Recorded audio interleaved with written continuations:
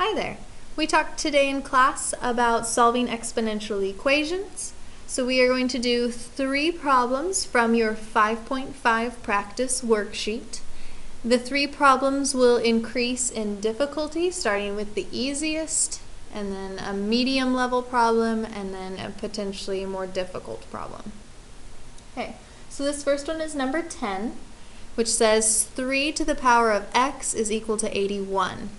And we know by definition of equality that both sides of the equation have to be balanced. They have to be exactly the same. And this 81 doesn't look like the left side of my equation. So I'm going to start with this step. I'm going to leave the 3 to the x the way it is, but I'm going to rewrite this 81 as a 3 to some power. That way they match. And so using my calculator or using what I know about powers, I can figure out that 3 to the 4th is equal to 81. So again, I'm rewriting 81 as 3 to the 4th. And now when I look at the two sides of my equation, I notice that they look much more similar. My bases are exactly the same. And so for them to be equal, the exponents must also be the same. And so since 3 is equal to 3, the x of this exponent must be equal to the 4. Definition of equality. Okay, so that's kind of your base level problem. Okay, next we have 4 to the x minus 1 is equal to 16. And it's going to be the same initial step of getting them to look similar, right? Having the same base. So I'm going to leave this 4 to the x minus 1 the same, and this 16 I'm going to rewrite as 4 to some power. And so I need to figure out, well, what exponent, 4 to that exponent would give me 16. Well, 4 squared is equal to 16. So I'm rewriting 16 as 4 squared.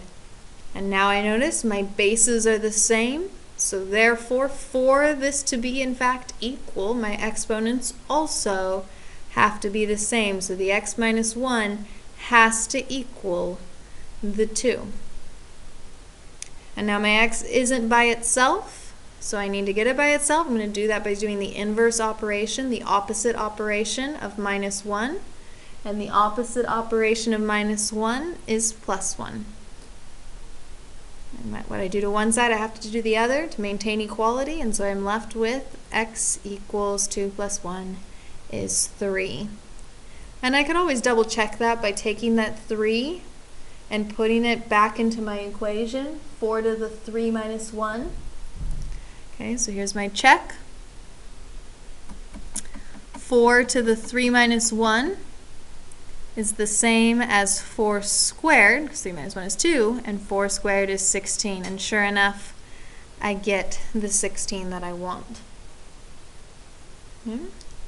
And so then the potentially most difficult type of question is when we have that term in the denominator. Again, though, we're still trying to get them to look similar. So I'm going to leave this 2 to the 3x as is for now. And I'd really like to rewrite 1/64 as 2 to some exponent. And I'm going to start with just rewriting the 64. 2 to the what gives me 64? Well, 2 to the 6th is equal to 64. So again, just rewriting the 64 as 2 to the 6th. Okay, so then again, rewrite this 2 to the 3 to the x. Sorry, 2 to the 3x.